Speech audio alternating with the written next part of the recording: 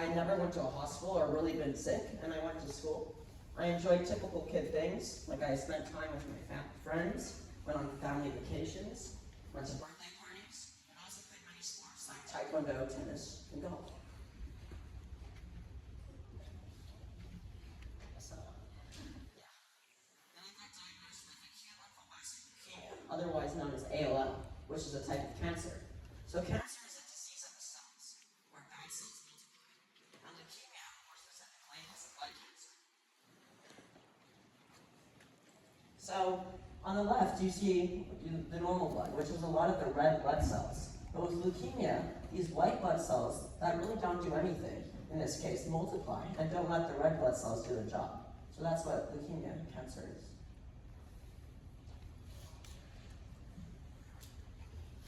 So my life changed really fast after being diagnosed with cancer. In the first few days after I was diagnosed, I had many blood transfusions. And I had surgery to put a port in my chest. So the port is where they can easily put chemotherapy into my body, which is little chemicals that will kill the cancer.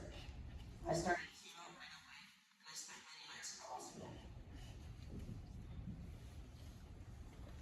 So frontline treatment was the first year of treatment, also known as the hard one. This is where I spent a whole year with lots of chemo and many hospital stays.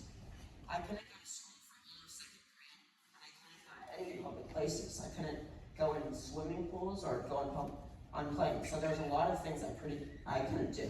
My hair fell out, and overall, I felt pretty terrible most of the time. So here's a picture during the first year of treatment. That's me with my brother. But even during the hardest part of treatment, there's lots of joys and things to be happy about, such as happy times with my family, fun things to go to the hospital. I spent extra time with my cousins, and I got to my club. I also got to knit with my nana and to also learn for teacher. I also had a lot of support from my friends. So that's a picture of me spending my birthday in the hospital, and that's my second grade teacher, who was actually the teacher at my school, who would come after school every day to teach me, whether that was at home or the hospital. She was really great. Here's some more pictures. That's me doing homeschooling in a park. That's the radio station above the school, which I really liked. Some other things. So after the frontline treatment for the first year came the maintenance treatment, which was 2.5 years of more chemo every single day. Life got a lot better. I got to go back to school and back to some of my favorite activities.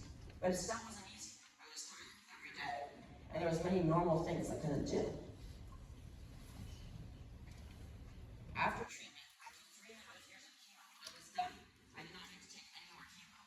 But there's always been a chance that leukemia could come back.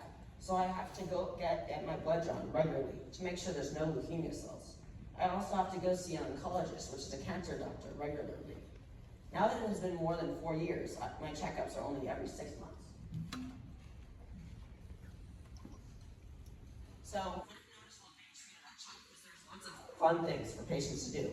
There was special events, there was the radio station that was on the previous slide, there was iPads, movies, and famous visitors. But there was no books on the patient floor, so I never started reading. It was just really focused on iPads. Like if you're going into a procedure, they would just hand you an iPad. Reading was super important for me during leukemia treatment. It increased my thinking and learning where I wasn't going to school. I also got to escape the hospital room into the fictional worlds of books and increased conversations that were not cancer related. So because of this, I founded Ethan and Chaka's book club, otherwise known as ECBC for short. I founded it in 2015 with my mom, who's a literacy expert, after my first hard year of treatment. ECBC's mission is to make high-quality books and reading experiences part of the regular care that kids receive at CHOP. It's also to benefit kids' cognitive health, which is like reading skills and thinking, which will help them thrive through and after treatment. So in 2016, I started my Book Look Challenge, which is how ECBC got its first books. I did a book review every day, 2016, which I posted on social media with a link to our Amazon wishlist. We did 366 videos in total because 2016 was a leap year. And if you go to the ECBC website, you can still see these videos to this day. And the Amazon boxes kept coming in because of this every day. So here's me after doing my 366 days.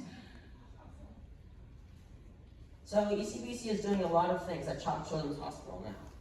We have a bedside reading program where volunteers actually read in patient rooms. We have a read aloud wagon with our books of the month that kids can pick from.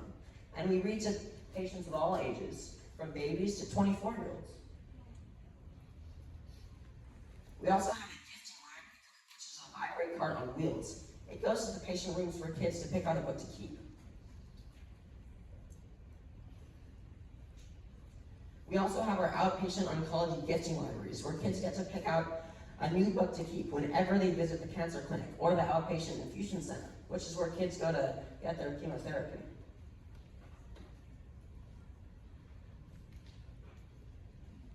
We give away Rethink Thrive bags to every new cancer diagnosis at Chalk. This is 10 new books plus art supplies. An example.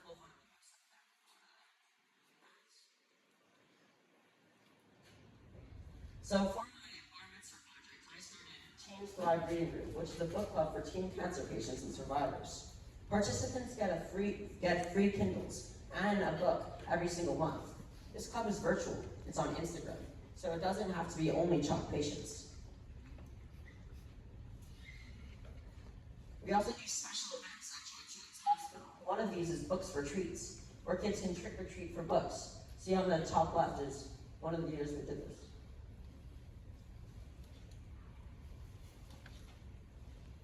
We also give book bands for when kids say yes to reading. So these are 10 different book bands with different phrases on them, and kids will try to collect every single one. So currently we are doing books. We give away 300 to 500 books every single month. And we have 3 big goals for the future. We want to be able to offer read aloud to every single kid every day that we are at Chalk Children's Hospital. We want to give a Rethink Thrive guide to every kid in the United States who is diagnosed with cancer. And we want to create an actual lending library, like a public library or a school library, where hospitalized kids can visit to read and attend story times and check out books. But we need a lot of books and a lot more money to do this. So there are some ways that schools and kids can help. One thing you can do is participate in Book It, which is an annual charity run we do with Choco the Bear. It has a lot of book-related fun, like book character costume contests and authors. And you can also create a school team and recruit students for this. It's going to be on September 4th, 2023, which is Labor Day. You can also create reading support items, which include bookmarks, care cards, and Thrive Buddy literature responses that you could even do it in your classroom. You can contact my mom if you want to do this. And you can also hold a book drive at your school to collect books to donate. So in the past, TVT has been hosting a book drive at your school for 5 years. You've donated a total of 1,240 books. This is the most amount of books from any school. You've donated more than 200 books every single year, with a record high of 310 books in 2019. So this is our book drive, the first one we did here in 2016. This is the 2017 one. In 2018 one, you guys might start recognizing kids too. Here's 2019, 2021 on the bottom. So,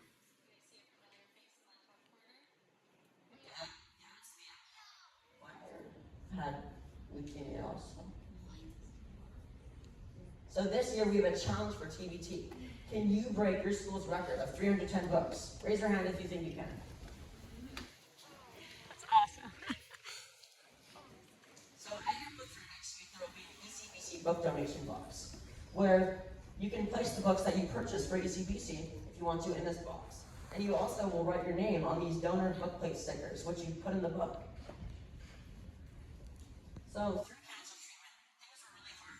But I started to notice that there was a lot of good things. And so when I was 8, I came up with what I call then my philosophy, which was you can always find good in the bad, but sometimes you just have to look for it.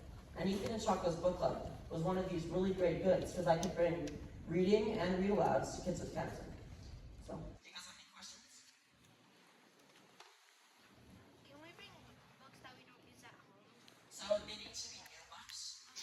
they have rules about sanitation at the hospital.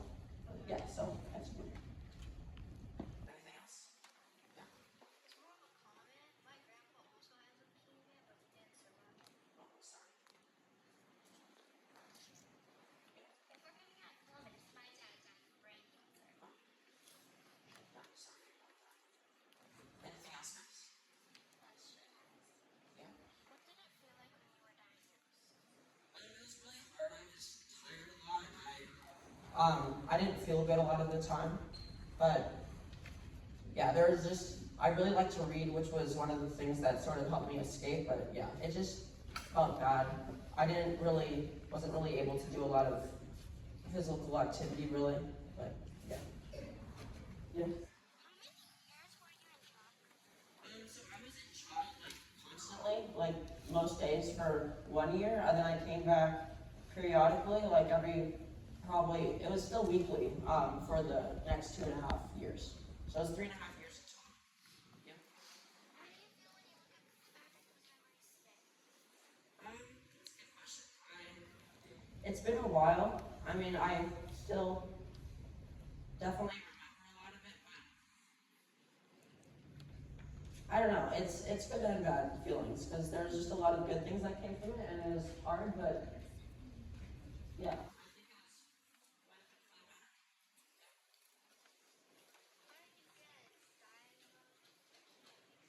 or how did you get leukemia? Because my grandpa, he got mine because there was a nuclear explosion where he worked, and that's when he got leukemia. Yeah, so I'm not sure how I got it.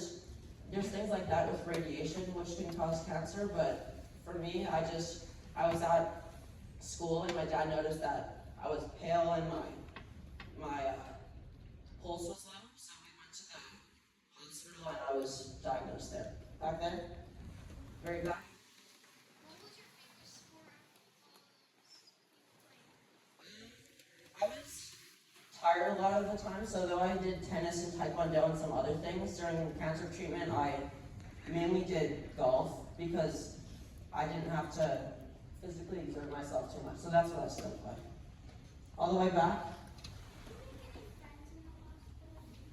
Um, Honestly, not really. Like the kids we didn't really see each other that often because there were some like group spaces, but people didn't feel that great. So, not really. Yeah. When you were at the hospital, Yeah, we did FaceTimes. I started to see them more when I went back to school after the first year of treatment, but it wasn't a ton. I mean, some people visited me, so yeah, I saw them sometimes. Yeah. No, everyone was very supportive. There wasn't really.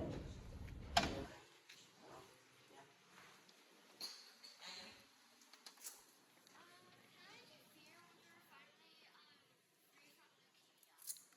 I was really happy. I mean, there was some of the effects still sort of lingered on, so it was sort of gradually fading away, but I was really happy to be done with the continent, going to the hospital, and I got to go back to doing some more things like going on planes, going on vacations again, and being able to swim, things like that. So I was very happy.